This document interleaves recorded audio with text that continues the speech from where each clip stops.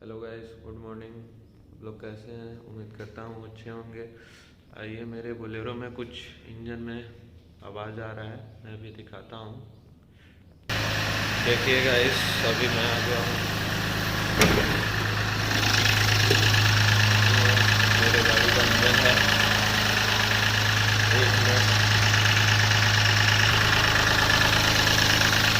ये मेरे गाड़ी का इंजन है। देख सकते हैं आप लोग कितना गंदा है। आवाज़ में थोड़ा कुछ प्रॉब्लम आ रहा है इसमें, पता नहीं कहाँ से। बस थोड़ा झनझनाहट है।